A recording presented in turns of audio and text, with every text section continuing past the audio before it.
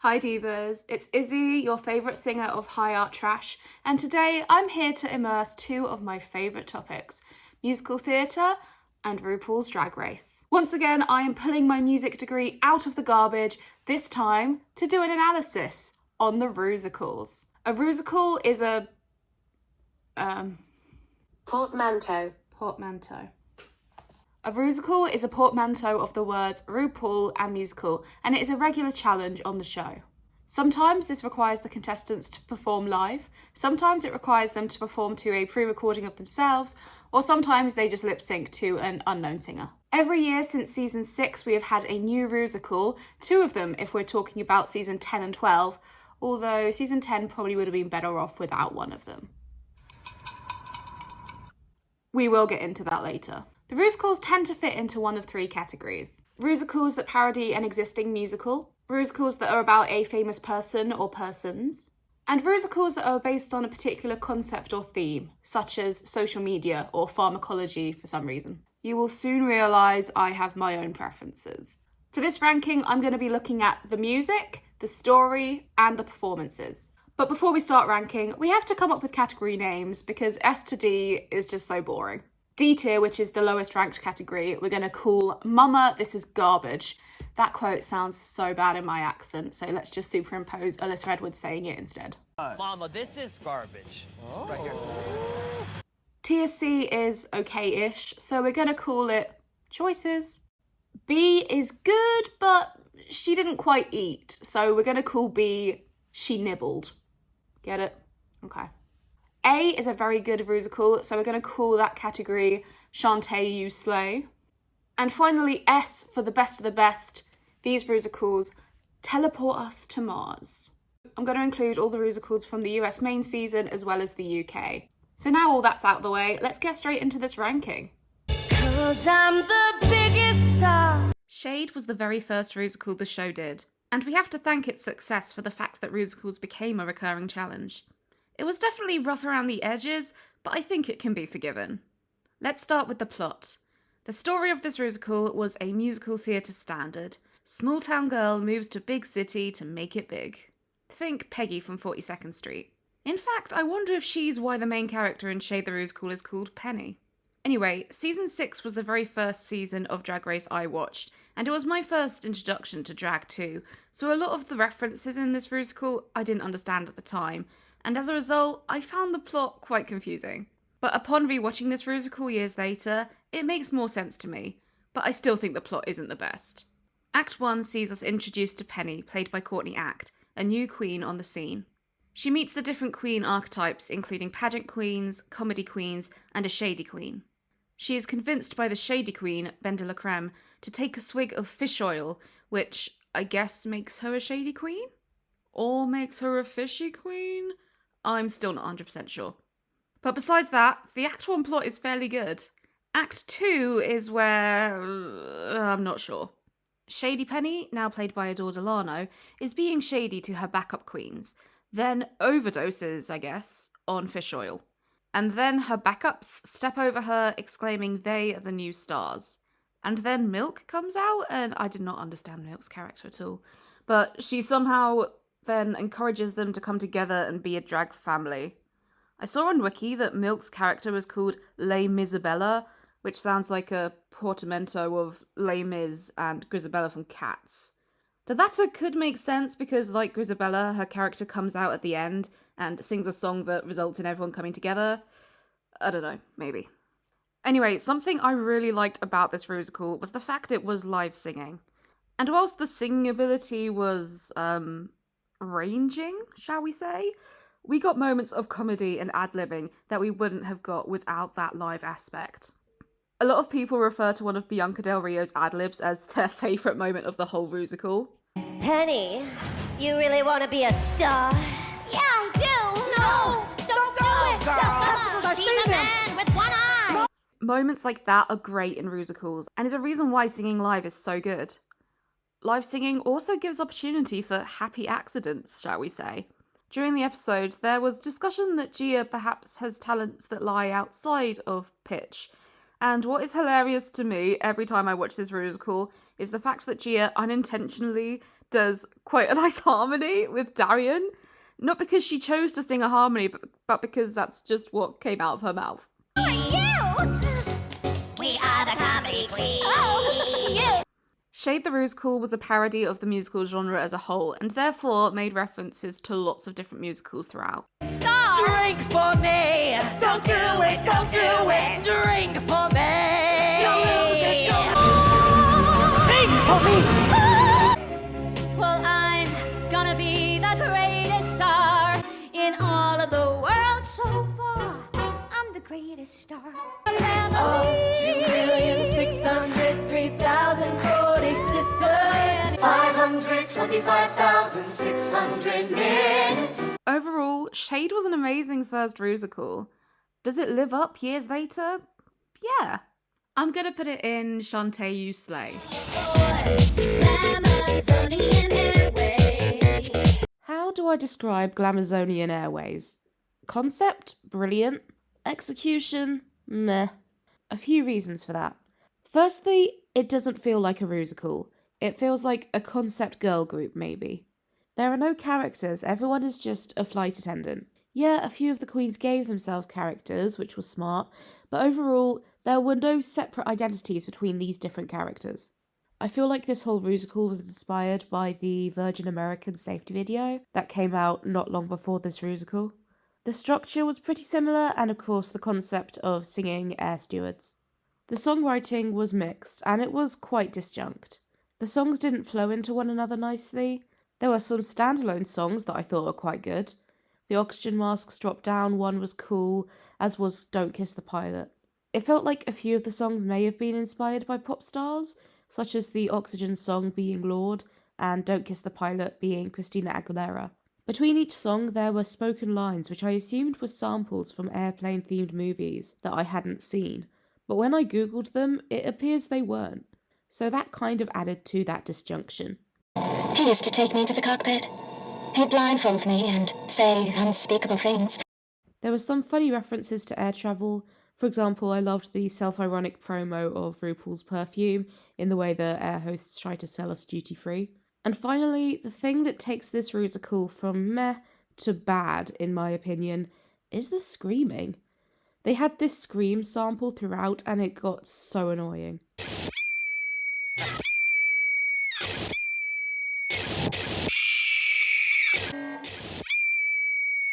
As for a tier ranking, this Rusical goes in Mama, This Is God. Wigs.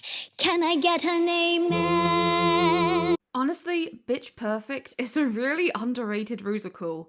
It's funny, the music's good, the performances are good, and they chose a really great musical to reference. Okay, I know, Pitch Perfect is a movie, not a musical, but it's a music-themed movie, so shush. Ways it makes reference to Pitch Perfect? Let's start with the comedy style. Pitch Perfect features lots of music puns, and the Rusical does this too. I think we're gonna be awesome. Maybe we could try something new. Excuse me? I'm calling all the basic pitches. I thought I smelled out of tune of fishes. In Pitch Perfect, there's a scene where there's a riff-off between competing a cappella groups. They're given a category and have to improv a song based on that category. And that's basically the whole plot of this Rusical too. Two competing a cappella groups are given the category of RuPaul, and for the rest of the Rusical, they try to outshine each other with a cappella covers of Ru songs. And the music writing was really good. I was worried they'd get lazy with these a cappella arrangements and just have vocables singing the instrumental parts pretty much as written, but instead they got creative. For example, in Jealous of My Boogie, while one singer performs the verse, we hear harmony parts chanting Jealous of My Boogie, almost as a bit of a counter melody. And that's something we don't see in the original Ru track. Hey DJ, love the way I lose my inhibitions when you spin. Overall, all the songs in the Rusical have awesome texture, especially the polyphonic textures, which is when there's more than one melody performed at the same time. At the end of this Rusical, they swap Ru songs pretty much every line, and the transitions are so seamless. Again, this is another Pitch Perfect reference, because there are lots of mashups in the film. Let's visualise the song changes to show you how clever it is. This is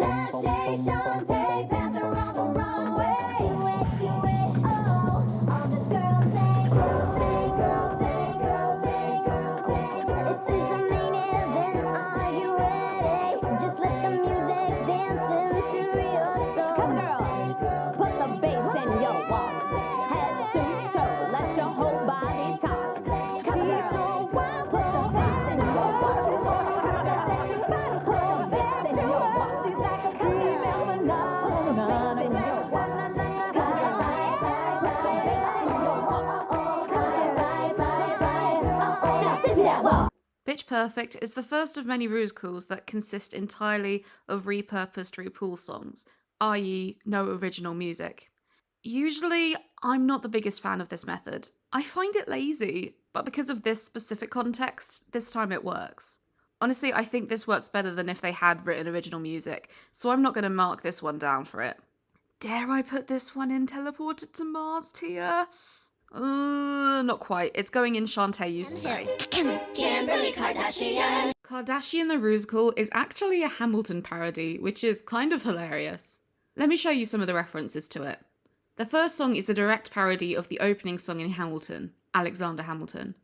The instrumental is pretty much identical, with a simple finger snap and monophonic piano accompaniment. Grow up to be a hero and a scholar. The $10 founding father without a father. Could one woman take her family of girls and make a media dynasty that took over the world? The different characters all getting a speech singing line to perform is also reminiscent of this song. Then later we get this Kimberly Kardashian riff, which is a parody of the Alexander Hamilton riff. Who are you? I'm Kem. Kem who? Kimberly Kardashian. What's your name, man? Alexander Hamilton. The chorus announcing changes in time is also reminiscent of Hamilton too. Chris's old house, Calabasas 2007. Kimmy, I should be your manager. The Battle of Yorktown. 1781. The Sisters song between Kim, Courtney and Chloe is a parody of the Schuyler Sisters, and it features a familiar harmony in thirds.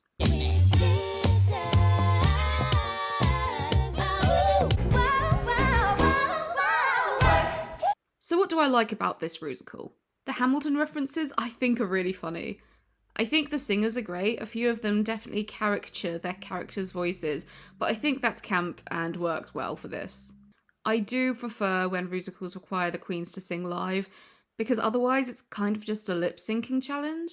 Musicals test the performer to be able to sing, dance and act at the same time, and I don't know, it doesn't feel like a musical challenge if they're not expected to sing.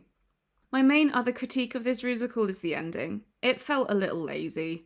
Yes, the premise of Northwest in the future being president and queen of the Milky Way, then cure of cancer, that's cancer with a K, that's funny, but it felt like an unclimactic ending. Like, we had some really fun songs, and probably ended with the most boring song out of all of them. As for the queens' performances themselves, overall, most of them did a really good job. Alexis Michelle absolutely killed me in this musical. She was hilarious. Now, I love Shay. She is one of the most talented queens to have ever been on Drag Race.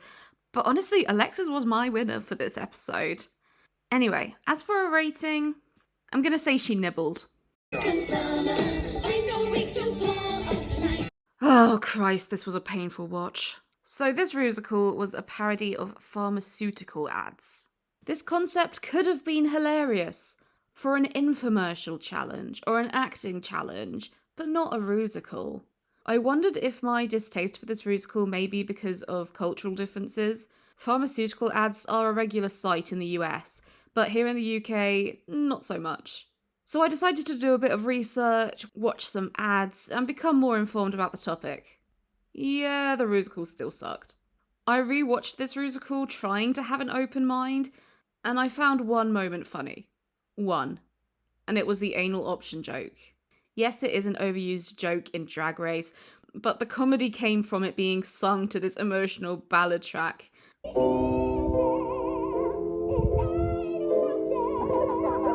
The queens did what they could with a really poor script and music. It all felt so disjunct, almost like each song was written by a different person. Some of the songs were references to musicals and some of them weren't. For example, Dusty's song references Grease, but because it's the only one to do so, it felt really random and out of place. Hey, Sandy. Haven't seen you at the club lately. Yeah, well, I spent most of the summer working on my Drag Race audition. That's not what I heard. The musical's reference could have worked if they had maybe one for each song and the musical chosen related to that particular medication, but that wasn't the case. Melody-wise, overall, there weren't many catchy hooks. The only one I can really remember is Conflama. And even the singing wasn't as high standard as we've heard on previous musicals where the singing is pre-provided. Finally, the costumes. What costumes? It looks like the queens were just instructed to pull something out of their own closets. The The fact that there were no costumes and no sets besides some chairs shows that the producers really did not care for this musical or think it was worth bolstering up with mise en scène. Overall, mama, this is garbage. I'm gonna need a whole bottle of Conflama to forget about this. I invented reinvention, bitches! Cher the Rusical, each song is a very clear parody of an existing Cher song, sometimes two at a time. This, in many ways, worked because it made it clear that this was Cher the Rusical, in addition to which Cher era we are in. But a lot of these songs are so similar to their inspirations, there feels like a lack of originality. Let's go through them one by one. 60s Cher. Some of the lyrics appear to reference lyrics in Cher songs. Here are a few examples. First, we've got the comparing one's age to the age of their lover. When I met Sonny, he was 27. I was younger by a few years. Okay, 11. Then there's also a reference to the song I Got You Babe. And we had each other, babe. I think the melody in this verse is quite reminiscent of I Got You Babe too, which makes sense as it was one of the most popular Cher songs from this era. Moving on to early 70s Cher. So Monet's song is a parody of two songs, Gypsies, Tramps and Thieves and Half Breed, the song where Cher notoriously wore a Native American headdress. Now, we can't talk about this without discussing if the show was right to include this, as it was part of Cher's history, right? Well, no. The original songs by Cher were both examples of tragic mulatto narratives. Half-Breed is about a half-white, half-Cherokee woman who is ostracized from both communities. This was misrepresentation because the Cherokee are a matrilineal culture, meaning that a child born to a Cherokee mother is accepted as Cherokee no matter the nationality or ethnicity of the father. This was also not Cher's story to tell as a non-native woman. Same with Gypsies, Tramps and Thieves and the fact she isn't a Romani person either. And by the time of this Rusical, this was a very well-known criticism. Cher had even announced the year prior to this Rusical that she was going to retire this song and the appropriating costuming. So Drag Race knew the hurt this song caused, but still chose to recreate it. Yes, they referred to the cultural appropriation in the lyrics, but I don't know, it still left a bad taste in my mouth. I don't think it was an event that should have been parodied. I don't want to spend all day on this one Rusical, so speed round. Vixen's mid-70s Cher was a clear parody of Dark Lady. Aquarius Disco Cher was, I think, a mixture of Hell on Wheels and Take Me Home. Asia wasn't a parody of a Cher song, but more so some stereotypically Italian-sounding music in reference to the movie Moonstruck. Then Eureka was Turn Back Time, and finally Old Aquaria was Believe. Let's talk about the Queen's performances. Cameron Michaels rightfully won. I think her performance was the most Cher, and I enjoyed that she didn't overdo it. Monet, when I focus on her performance rather than the context, she sung really well, danced really well, and her Cher mannerisms were funny. Cracker I thought was great too. Everyone else was a bit uncomfortable to watch, sadly. And honestly, I think a big part of that was because of the choreography. They were given really inappropriate choreography that didn't allow them to perform the songs to their best ability.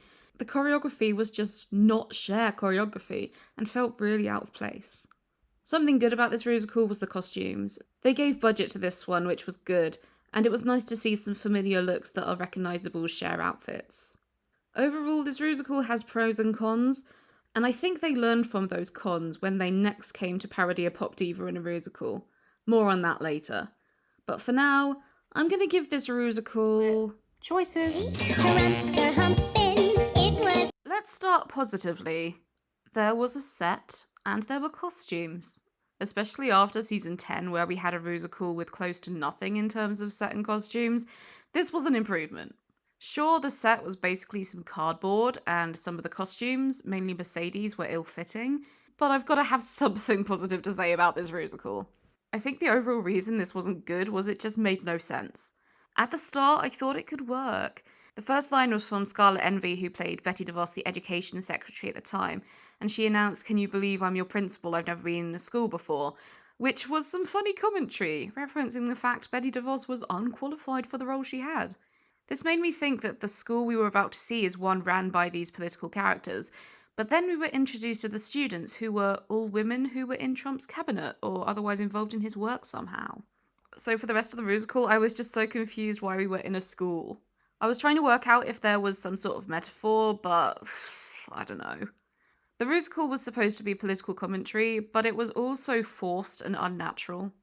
Okay, let's talk about Grease. The references to Grease were pretty good, but I don't understand the relation to Trump.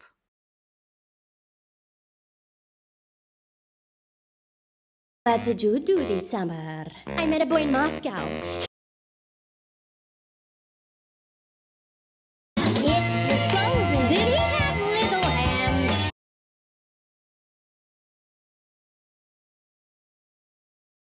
This president is problematic. He's totally traumatic.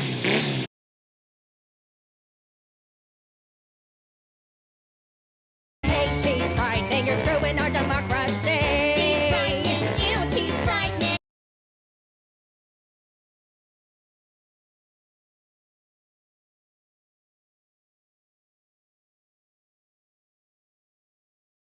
There is nothing I won't do for my orange Johnny. Swapping Grease Lightning to Cheese Frightening I thought was quite funny. And the Worst Things I Could Do parody was quite good too. Performance-wise, I think the queens did good with what they were given. Sugar was great, as was Silky, but you know who was robbed of that win? Evie Oddly. That move where she flashed the judges alone should have cemented the win. I physically laughed at that. But regrettably, Evie flashing us does not improve the overall rating for this Rusical, and it is going into Mama, This Is Garbage Tier. 'Cause I'm MADONNA, bitch. I loved this Rusical so much. The material written was brilliant, the performances were amongst the best we've seen, the music was great. Honestly, there's not much they could have done better. The references were visible in every element of this musical. The costumes, the music, the dance moves. There's this awesome video by Paolo Cesarera which details every reference, and I think there's over 50. In a 10-minute Rusical? That is wild. I'll highlight just a few.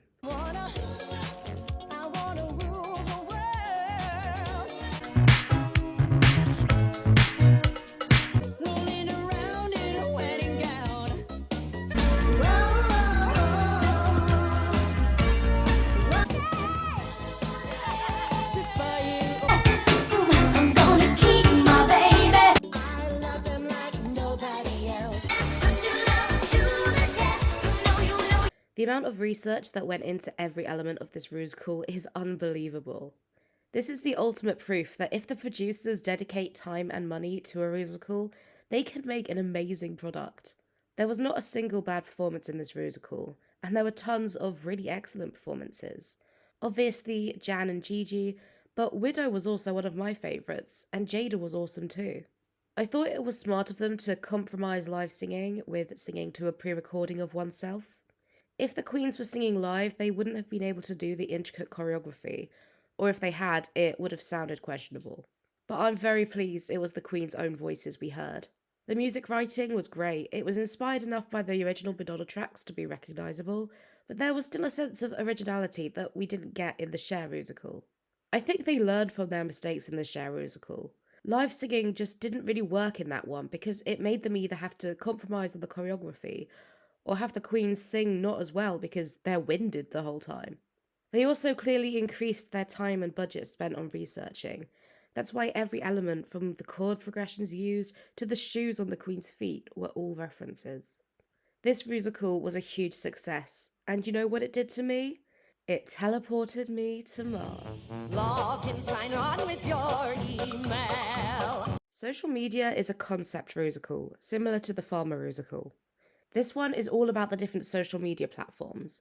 The songs each make reference to either a musical or a pop star. Let me show you. Tina Burner's character is dressed like Sally Bowles from Cabaret. Her song feels inspired by Wilkeman from Cabaret, which is sung by the character MC. This is probably why Tina's character is called M-She. And now I'll superimpose some of the other references. Oh, that might just work. Ice bucket challenges, posts of me planking, sending a cat meme to get the world laughing.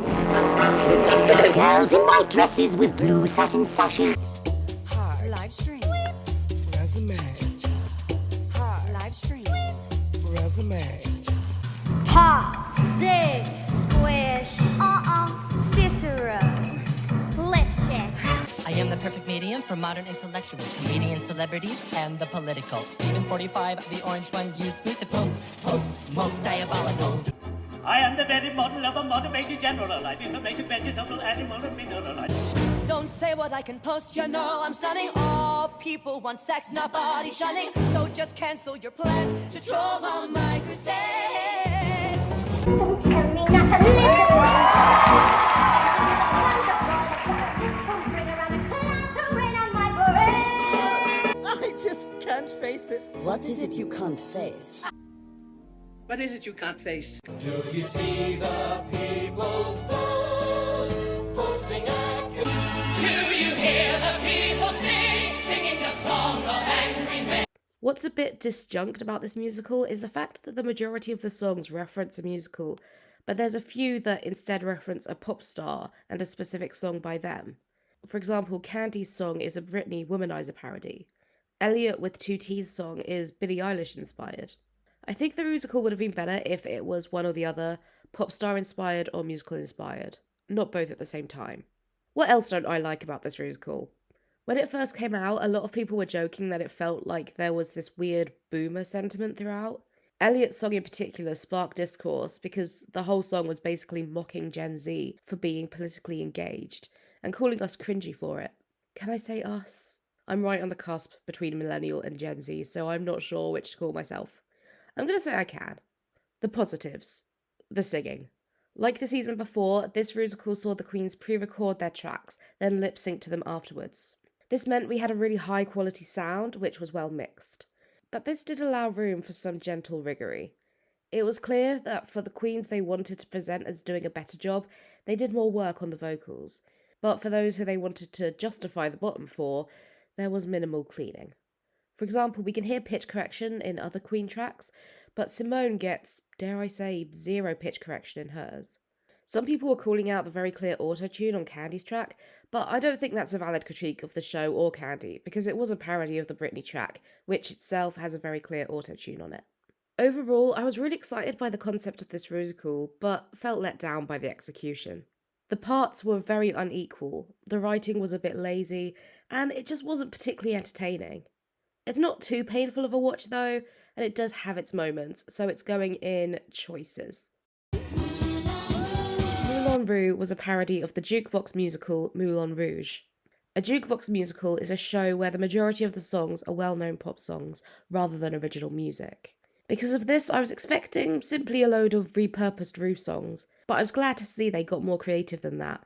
Yes, the majority of the show was Rouge songs, but there were some adaptations. For example, I love what they did with Jealous of My Boogie. The song was inspired by Lady Marmalade, which features in Moulin Rouge. A clever thing they did was change Jealous of My Boogie to Jaloux de mi jelly, in reference to Lady Marmalade, which also features French lyrics.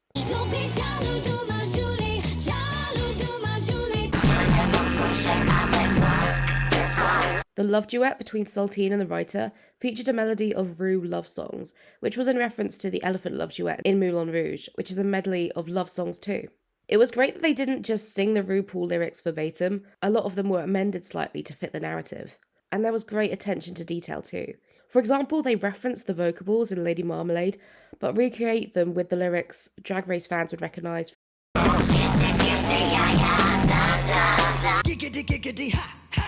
I thought it was a funny plot twist to change the ending so that Saltine didn't die, but she just had allergies. I think the queens all performed really well, but I do wish it was live singing. I'm sorry. I'm gonna sound like a broken record, but it is just not a musical for me unless there is singing, or if there's a really good reason why they can't sing, such as for the a cappella musical. So for that reason, it's going in She Nibbled. Wigloose parodied the musical/film Footloose, but instead of dance being banned in the town, it is drag. The timing of this musical was incredibly poignant. This came out when the amount of anti-drag and anti-trans bills being passed in the US was peaking, and therefore it felt like a statement on the current climate. I didn't know Footloose before this musical, but the musical made me go and watch it. But I didn't need that context in advance to enjoy the musical. The songs were great, the narrative was fab, good staging and choreo. Now let's take a look at some of the referencing in this musical.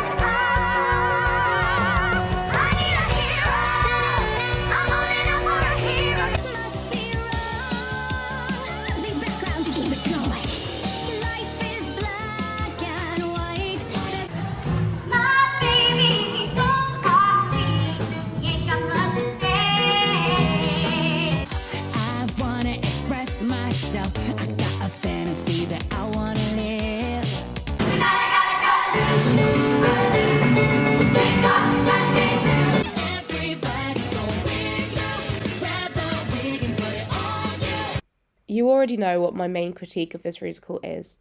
It's the lack of singing from the queens themselves.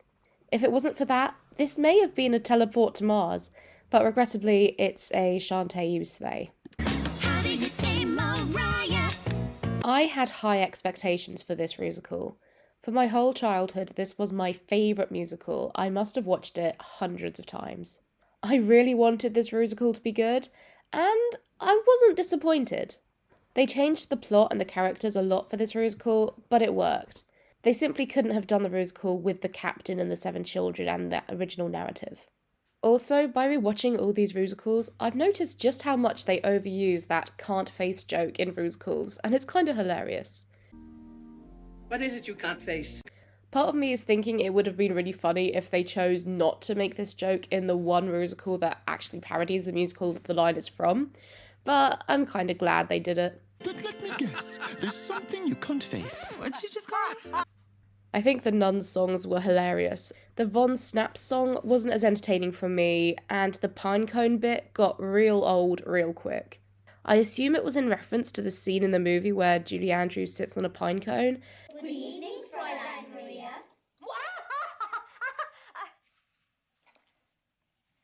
It's a funny niche moment to reference, but it would have been funny if they'd done it once. It got really annoying after 2 jokes. The accents in this musical also confused me. Every character is from Salzburg, so it confused me why only some of them had the accents. And also some of the accents sounded more Russian than Austrian. I don't know. I think there are many good things about this musical. Saphira killed me, Plasma was amazing, obviously. I thought the music itself was good. The lyrics were sometimes uncreative, though. How do you solve a problem like Maria? How do you tame Mariah? So, my dear, a female deer, pray, a drop of golden sun. A name like this, call me T. Come sit next to me. Shade, my other favorite tree. Overall, for a ranking, this musical gets RuPaul's Rat Race. Rats the Musical is mainly a parody of Cats by Andrew Lloyd Webber, but also makes reference to a few other of his well-known musicals. I think a Cats parody was always destined to work well on Drag Race, and that's because Cats is a concept musical. This means the structure isn't there to convey a linear plot, but rather to convey a theme or message. Cats tells the story of a tribe of cats called the Jellicles, and the night they make the Jellicle choice by deciding which cat will ascend to the Heaviside layer and come back to a new life. Throughout the show, we hear different cats sing a song introducing themselves and basically explaining why they should be chosen. Musicals tend to be no more than 10 minutes, so fitting a whole plot into that space is really hard. That's why a concept musical, such as Cats, is a perfect choice. Another reason why Cats is a great choice for parody is because it features ensemble casting. Most musicals will have leads and supporting roles, and basically ranging prominence of each character. With Cats, the roles are pretty equal. With musicals, something that turns me off is when the parts are unequal and queens are advantaged or disadvantaged by the role they get. But Cats allowed for some pretty equal opportunities. Okay, let's talk about the music itself. There's lots of funny references to the source material. Let's focus on one, that being Tia Coffey's role. Tia plays Specimen 1, the first lab rat. This is a direct correlation to Grisabella in Cats. And the song she sings is a clear parody of Memory from Cats, sung by Grisabella. I also wonder if the Memory lyric was also supposed to be a subtle nod. In Memory, the iconic climax of the song features Grisabella belting Touch Me, and this is hilariously parodied in Rats the Musical with Stroke Me.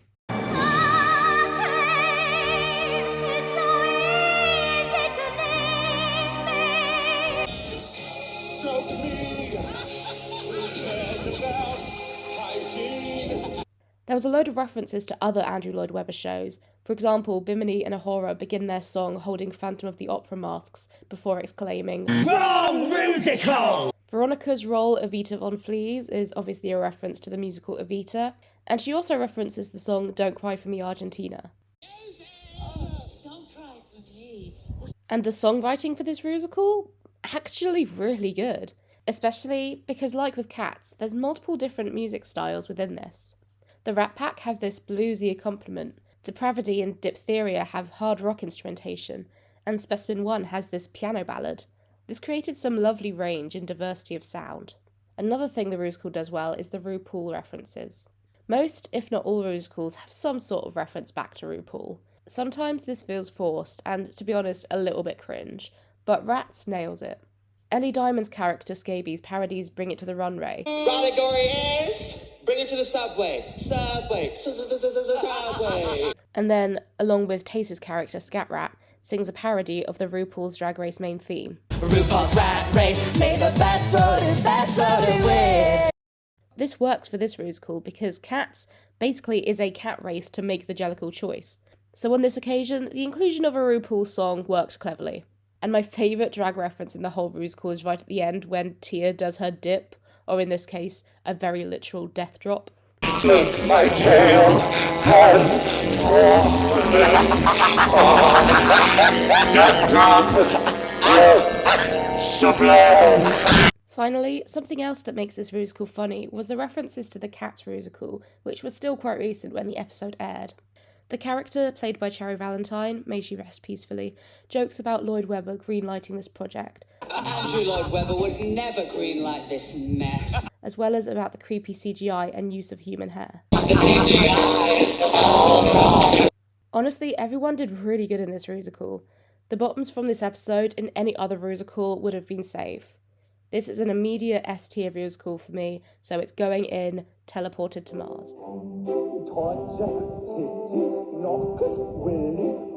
The next UK Rusical was Larry Poppins, a parody of Mary Poppins. I love that the UK series chooses the most quintessentially British themes for their Rusicals, and the UK queens never let us down with their performances. Like Rats the Rusical, there were no bad performances, only bad parts. No, that is my one main critique of this Rusical. There are some parts that were just destined to fail or fly under the radar. Dakota, Baby and Pepper's parts were all written in a way that even the best musical theatre performer in the world would struggle to stand out in them. But that aside, I mainly have high praise for this Rusical. The music writing was really good, the references to the Source songs were clear, but it still kept its own comedic originality. Just a spoonful of sugar helps the medicine go down. Just a big old gulp full of chaos is what you kids need. Early each day to the steps of St. Paul's. Late in the night as I count up my classes. Supercalifragilisticexpialidocious. Torture, titty, knockers, willy, bumholes, spunky, booby, hanky, tight. I was pleased that budget was allocated to getting the Queen some good costumes, but it would have been good to see more sets. It looks like they found the dustbins from the Rats Rusical in the basement and just brought them back, and not a whole lot else. The performances were so good. I kept forgetting that this was live singing because the queens were so polished. This episode belonged to Danny Beard. She was outstanding in the Rusical, and then the runway? I mean, come on. Overall, the small issues I have with this Rusical don't impact my overall impression, which is of a really good Rusical. It will go in, Shantae, you slay. We're headed to a place that's called Battle. Oh man, this Rusical was so stupid, and I mean that in the best way. Pantomime is an interesting cultural phenomenon, and I'm intrigued to know what non-Brits made of this Rusical. But as a Brit who has been to the panto, it was such a funny parody of the genre. Pantomime has lots of recurring gags that were referenced in the Rusical. For example, panto is an immersive experience with an audience.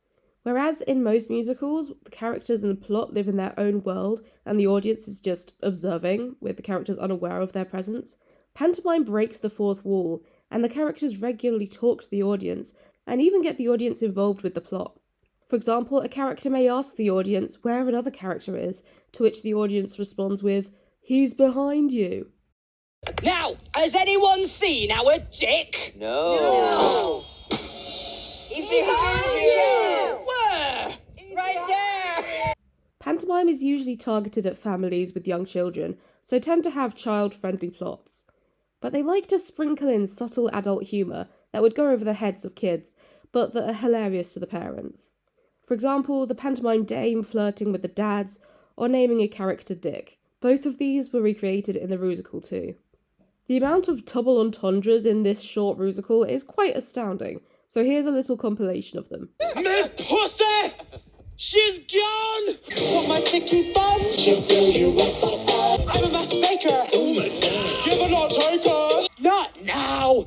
Can't you see I got my hands full with dick? But I'll help you milk your cow until we're both done creaming.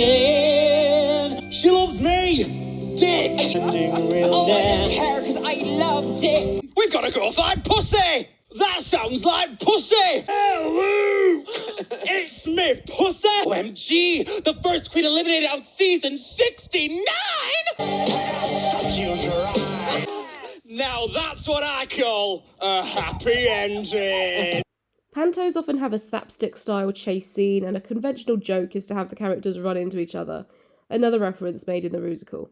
Went that way! Oh, I think you went that way!